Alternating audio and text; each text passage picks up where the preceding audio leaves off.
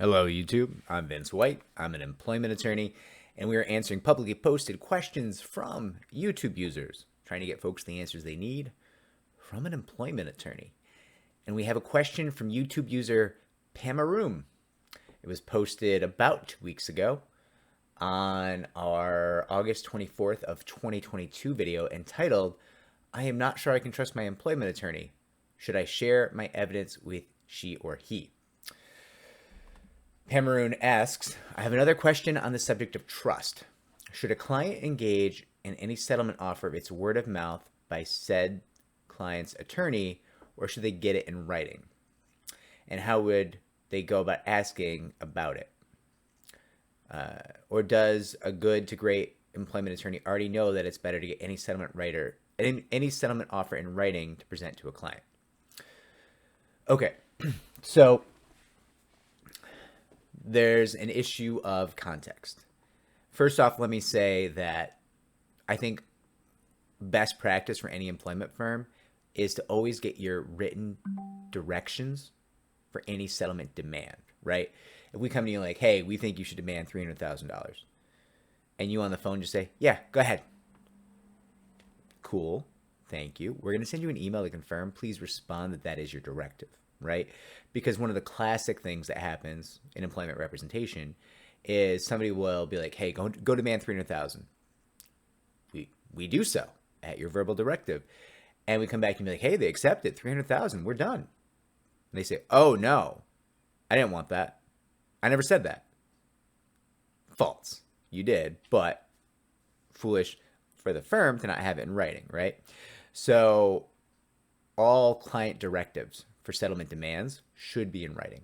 Let's get that out of the way first, right off the bat.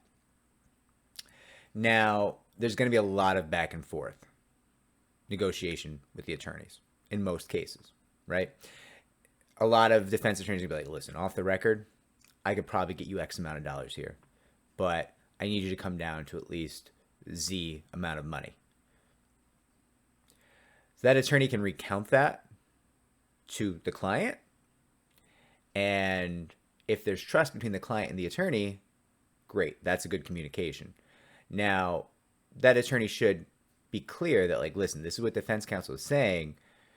All defense counsel inherently lie because that's what good defense representation requires in negotiation, right? They might be like, oh, our last best ever is $4. We'll never go a penny over $4. Bet you will, right? Like, but they take these positions all the time. And you're going to have these conversations with your counsel, like, do you believe them? How serious do you think they are about this position? And that attorney is going to try to give you, hopefully, a sincere opinion on what they believe is actually defense counsel's position. And they're going to want to include things like, listen, this position might be sincere on their part, but even if it is, I don't think it makes sense. And I think we can shake them off this position if we go further in the case. Or the other could be true. They could come to you and say, yeah, listen, this is their position right now. And I think it's because they don't understand some of the flaws in our case yet. So, maybe we want to think about this.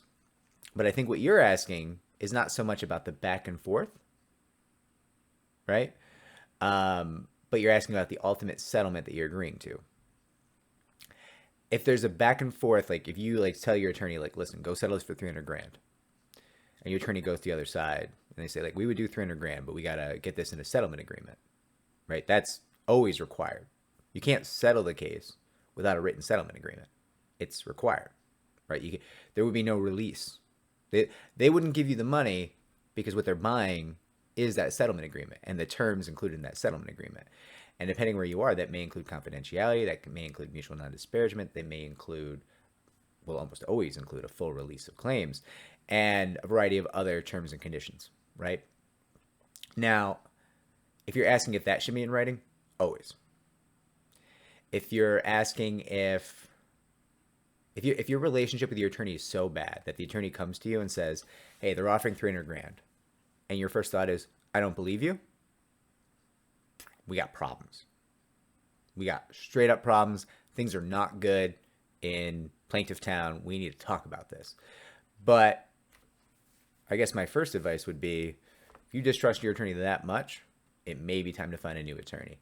My second piece of advice is, yeah, you can get that in writing.